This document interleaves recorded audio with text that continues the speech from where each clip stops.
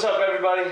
People in the basement back again with a segment episode. It is, in fact, Super Bowl Sunday, so go blue! Yes. So hopefully by the time you are seeing this, the Giants will be Super Bowl champions. I will not be watching the game because I am bad fucking luck for any team that I root for. So I will be staying away from TVs, the internet, Facebook, everything today. You will not hear from me. Anyway, before we start off, I guess, with the pile of stuff that I got in front of me, my opinion, the most important thing that happened this week was the official announcement by DC of Before Watchmen. Alan Moore, you know, is not tied to this project in any way. He wants nothing to do with it. I actually had a little bit of a post on Facebook about this, and a bunch of people writing in and asking what our opinion of this is. And it took me a while when the information dropped. I think it was Wednesday. It took me a lot of time to formulate a solid opinion on it, and my opinion is simply this. It's first of all, it's way safer for DC to do prequels of the stories than to actually attempt a sequel of, you know, one of the most legendary comic stories of all time. This book, as with everything, gets a lot of shit because some people just don't think it deserves the credit that it does get. I don't think that's the case. I think it does deserve the credit. I think it's one of the best stories I ever read. I was 15 when I read Watchmen for the first time. It was definitely the edgiest thing I've ever read at the time. Nowadays, it's kind of old hat, but, you know, I guess in the 80s when it was written, it was a little bit different. Our buddy Captain Sweatpants had said on Facebook that Squadron Supreme had done it, you know, prior to that. I never read Squadron, but I have heard good things, so maybe I'll look into a trade of that. For me, Watchmen wasn't anything too special. Like I said, it was edgy, it was cool, it was a good story, it was engrossing. But what made Watchmen so jaw-droppingly fucking awesome for me was the very last splash page of chapter 11, and I'm paraphrasing here, but when Ozymandias turns around and says, you know, do you really, I'm not some stupid comic book supervillain. Did you really think I would sit here and banter about my entire master plan if there was any way you could have stopped me? It happened a half hour ago. When I was 15 and I read that, I'm like, holy shit, this dude's a badass. That to me catapulted Watchmen light years above everything else that I'd ever read, because no one had ever attempted to give the villain that much credit. And he wasn't exactly a villain. He thought he was doing the right thing. So anyway, that being said, that's my opinion on Watchmen as a whole. It is still regarded as one of the most legendary stories. It's read by people who have never read comics. A lot of people say if you do read one story ever in comics, it should be Watchmen. So, regardless of what your personal opinion is, it's still a very famous story and it's very well thought of. So, the idea of doing a sequel would have been absolutely blasphemous. So, the prequel stories were just a safer bet. All this is going to be, it's not going to taint the original Watchmen story at all. You're going to get a Batman story, except it's going to be Rorschach. You're going to get a Punisher story, except it's going to be the comedian. You're going to get like a Spider-Man story, except it's going to be Night Owl. You're going to get a Superman story, but it's going to be Dr. Manhattan, Wonder Woman, Silk Spectre. That's all you're going to get. You can insert any character in there, and it's just going to be a point in their lives prior to the heart of Watchmen. And that's all. Maybe it'll tie in, maybe there'll be a little couple of snippets here and there. You know, fanboys like to call that geek porn when some shit shows up in a movie or a comic book that references something else from a movie or a comic book, and they're like, oh, inside joke, I'm the only one here that gets it. You know, we get off on shit like that. It's always fun. Yeah, so these books are not going to be anything horrendous. Basically, I'm looking at them like fan fiction, you know? When I was a kid, I took out my G.I. Joe toys and my He-Man toys or whatever, not together, not at the same time. Now that's stupid. They have to be separate. You know, toys are racist like that. He-Man don't like to play with G.I. Joe. Maybe He-Man played with Thundercats every now and then, but that was it. And Transformers used to play with Voltron because they never came out with no Robeasts for Voltron. But I digress. Anyway, when the kid's playing with his toys, that's fan fiction. That's all it is. So these writers and artists are simply people who have enjoyed Watchmen in the past, and now they're going to write their own stories. Just kind of having some fun with it, and that's all it is. If you can accept that, these will probably be some pretty cool stories. I'm going to pick them up with that in mind. Am I going in really thinking that they're going to be spectacular? Am I going to have that high hopes? I don't give enough of a fuck. I'll read the story, just, you know, see if it's cool or not, and I'll let you guys know how it is, and that's all. On that note, no official start date has been set for, you know, Before Watchmen, so I guess we'll just have to keep our eyes and ears open and see what's going on. Oh, there you go, Ramon. Fucking morning gas. I was at the International Beer Fest yesterday out in Secaucus, New Jersey, so morning gas and, you know, the beer runs. It's not been a happy morning.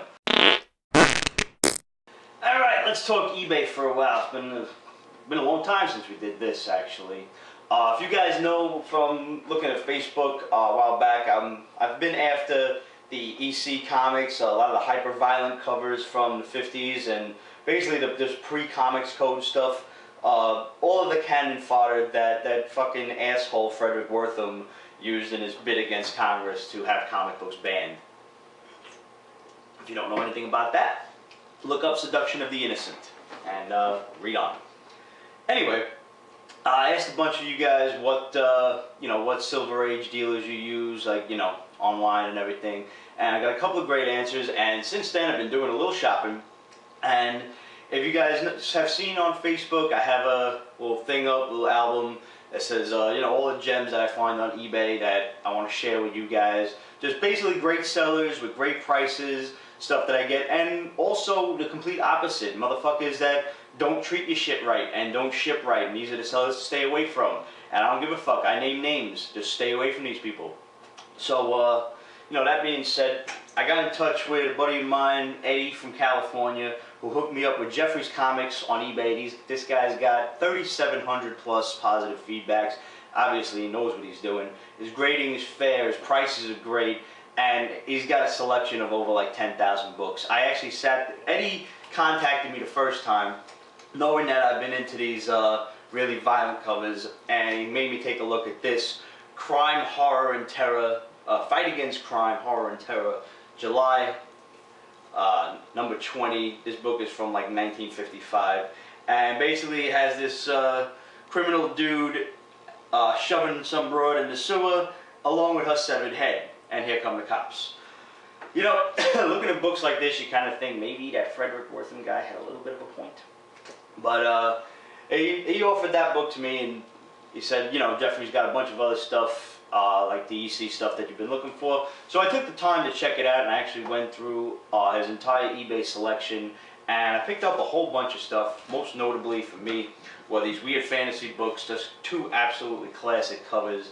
Got them for a great price. I've been after, like I said, a bunch of the hyper-violent covers. There's one that, you know, Steve's book, Locke Key, did an homage to that cover, with the dude's just got like you see like his waist here in the panel. He's got a knife in one hand and the broad severed head in the other, and she's like dead and shit. I got that one from some jerk off on eBay that just fucking put the book just willy-nilly into a fucking envelope and shipped it to me. I flipped my shit. Couldn't wait to leave that motherfucker negative feedback. But Geoffrey did it right, man. Books came nice and solidly packed.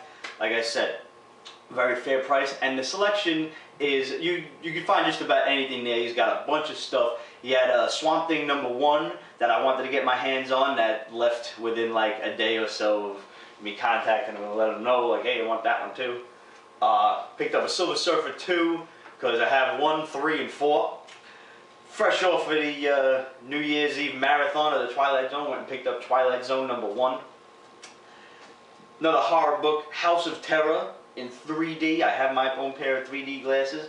Now you'll notice this has got a bunch of writing on the cover, and I don't normally go for books with writing on the cover, but there's just something endearing to me about some kid writing his girlfriend's name all over his comic book. He's probably sitting there in school.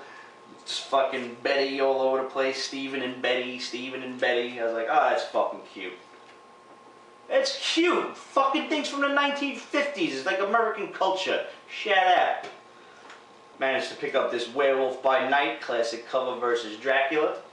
And one thing I never really thought I'd pick up was a Robert Crumb book. that, well, it's got a bunch of little demons going into this girl's twat here. That's typical Robert Crumb. If you don't know who he is, go rent yourself Fritz the Cat.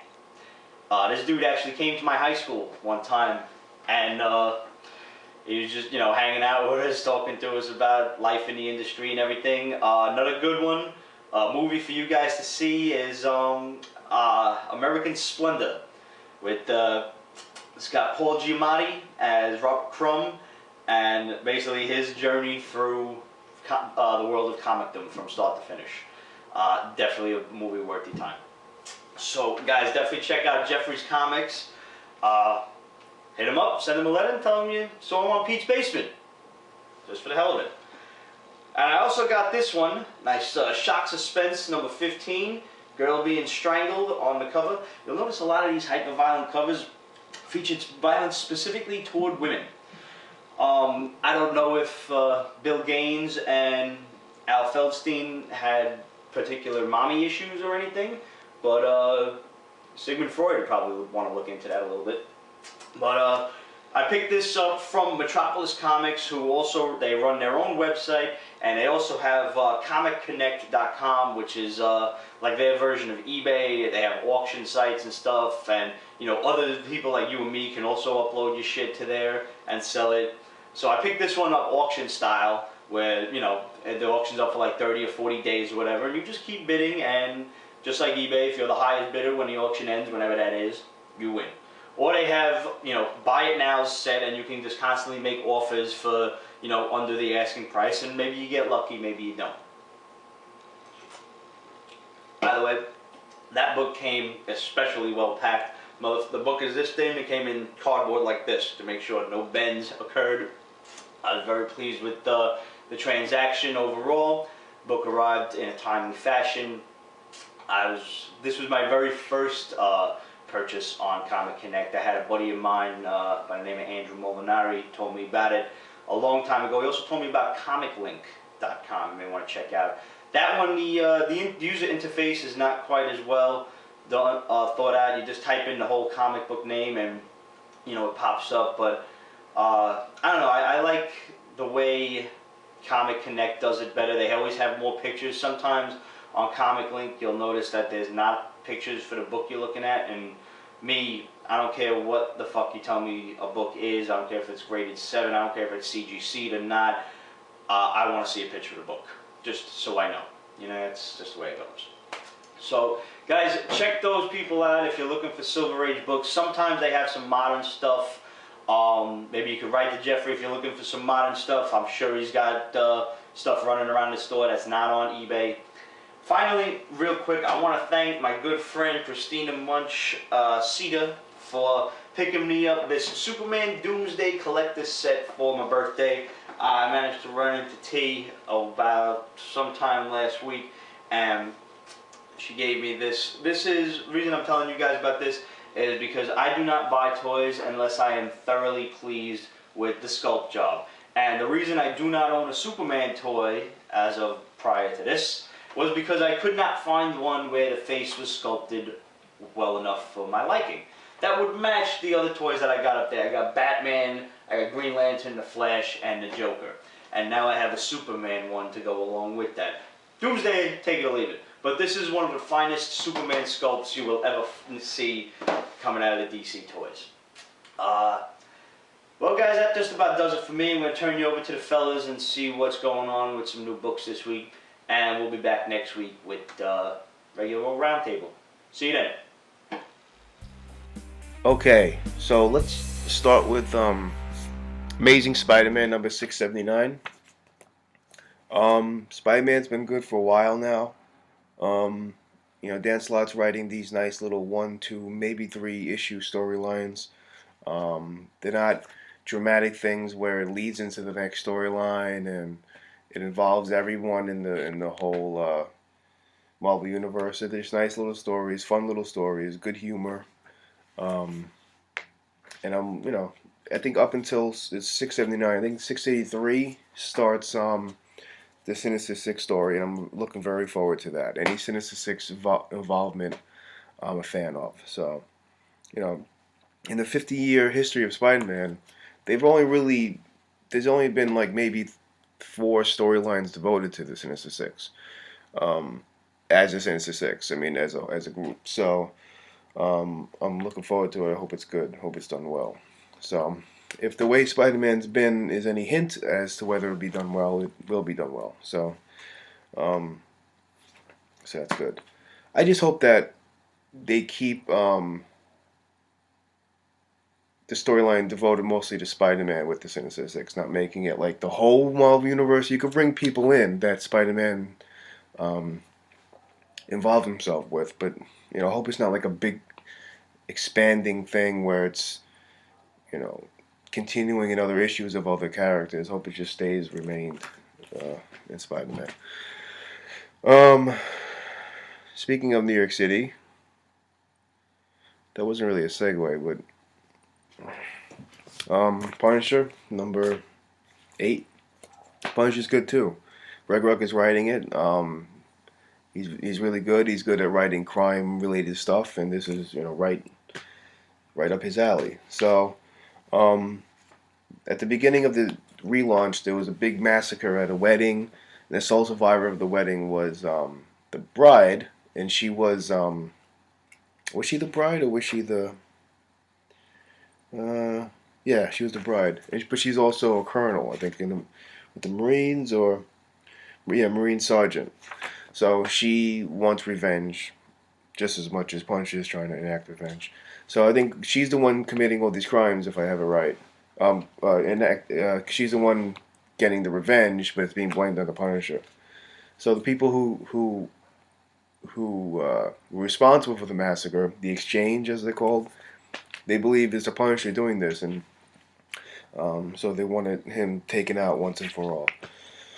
So that's a good story. And the art is pretty good too. Cheto, I don't know if I'm saying that right. Staying within the crime-related thing. I can't talk today. Winter Soldier #1. Now, I have a feeling that this is going to be. It just says #1. It doesn't say 1 of 8. But I have a feeling it's going to be a mini. But it's very. I like Scarlet Witch. I like Bucky. So it's a good story. I have a feeling it's not gonna. I don't think it's gonna be ongoing though. But good artwork, and it's basically James Bond. If you like James Bond 007 type of stuff, espionage stuff, you'll like it. So, and then we have a bunch of X books. We have 2, not a bunch. X Force #21. The story isn't bad. It's just not great. I mean, it does have Nightcrawler in it, and I do like Nightcrawler.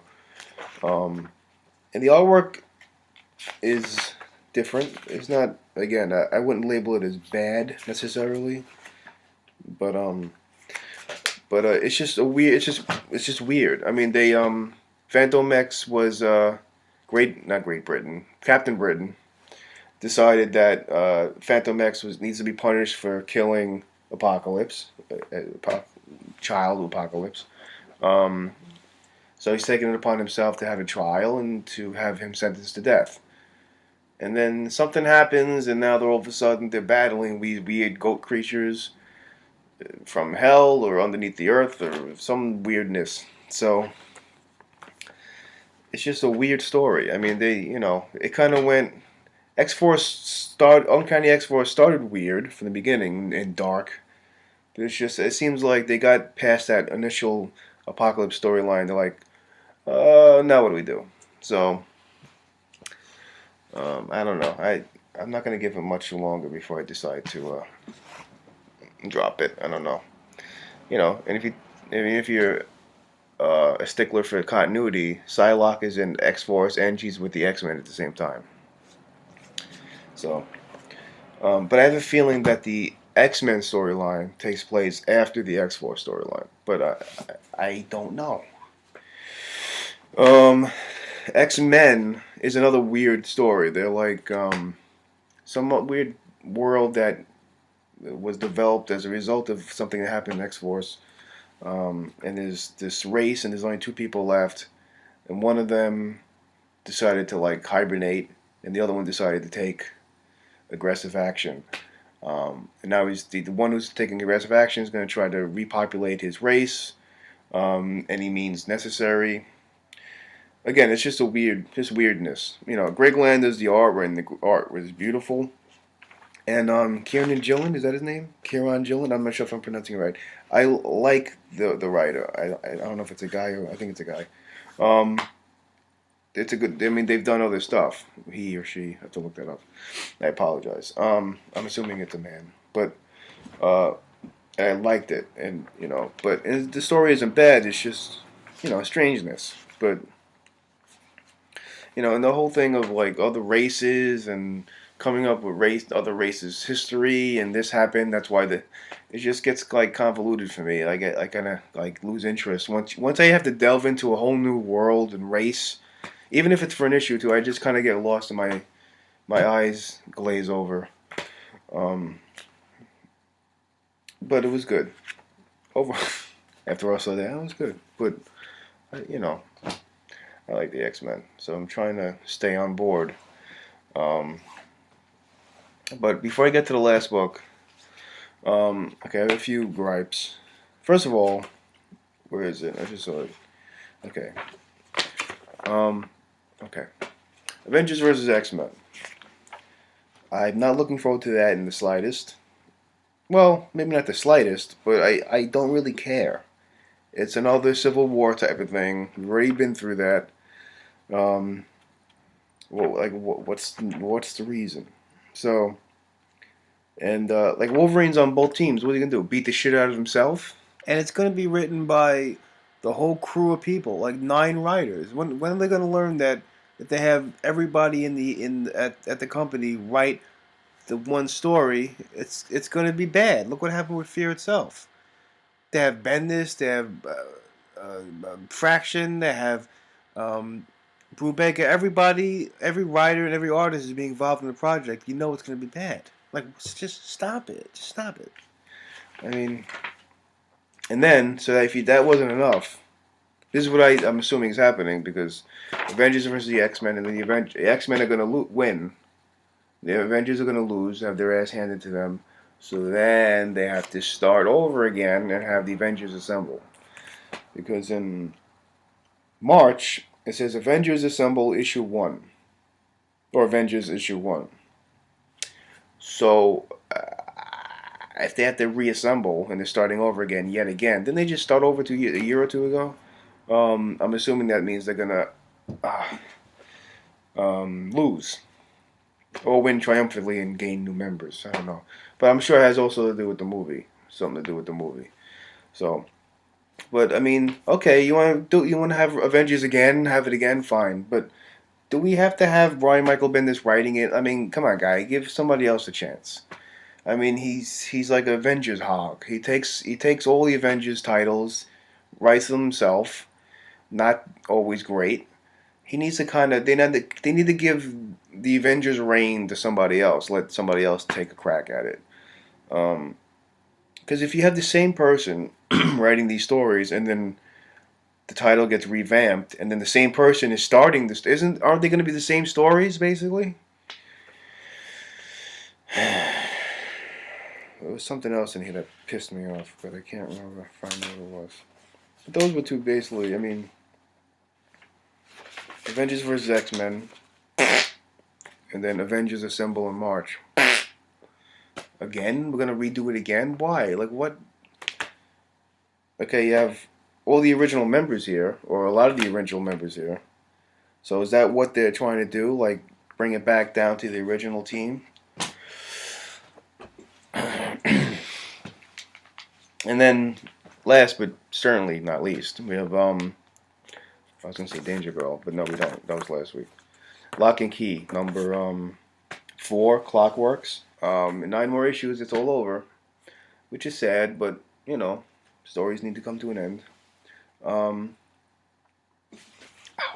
So, what was I gonna say? So this issue is completely about their father, and how he first found the keys, and the kind of a little more of the history of the Key House, um, and it's really good. It gives you more of a perspective of Dodge, the villain, um, and how it doesn't really have it in this issue, but you kind of see where it's going and how Dodge became the villain Dodge. Um, it wasn't his choice. It kind of just got thrust upon him. What you find out is that this is this portal, and that there's these demons that we're just naturally attracted to the portal. But if we make eye contact with the portal, they can take over our souls, which is kind of what happened to Dodge. Well, not kind of what happened to Dodge. So, I mean, you kind of see it coming because you know this history already. But it's cool, even though you know it's coming, it's still cool to see it unfold. Um, but if the demons make it to, and the demons are equally attracted to our world, but if the demon makes it through, they just turn to metal. And the metal, and it's the type of metal that's used, that's what's made with the keys, and that's how the keys are able to have all these magical powers. It's cool. I like it. So, and Dodge has his soul taken over by a demon for a noble reason. It's he's there helping um, the father. I can't think of his name, and whatever. And then the brother Duncan, who's an adult now in normal time, uh, follows them, sneaks back. Dodge is like, Duncan, just this is what we're doing, but it's not safe for you to go. And he goes, okay, I'll go. But then he comes back, because that's what little 9-year-old brats do. So he came back, and in order to stop Duncan from getting affected by the portal, Dodge blocks him and stops him, and then by doing that, he sees inside the portal, and it's good night, Dodge. So, it's really good. So, I like it. I like it a lot. So I think a few more trades just came out. So, I recommend it. What you should do is either pick up the trades and catch up, or just wait 9 more months or so, 9 more issues, and just pick up the whole thing. Depends on what you want to do. I would recommend picking up the trades and catching up, because there are 9 more issues. It's not like if there were 2 more issues, or like even 3 or 4 more issues, be like, they can wait. But 9 more issues, that's gonna be another year or so before it's finished. So if you really want to get into it, I would recommend getting the trades and just catching up. Okay, so, and I'm assuming that Clockworks will, because it's been divided into these 4 or 5 storylines, Clockworks and this and that. So Clockworks will probably end soon. So maybe pick up that trade and then start with the next one. So I think that's it. So I'll see you. We'll see you next time in the basement. Bradbury and EC had a long-standing run back in the 50s where they, Bill Gaines and and how he originally found the keys and found the portal that opens up the demon that took over. What the heck is his name? Dutch. Yeah. So you learn more about him, and not Dutch. What the hell's his name? Hold on a second.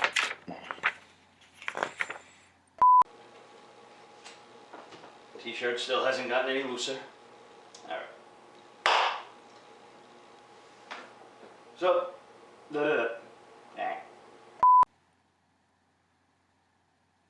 Dodge. Okay.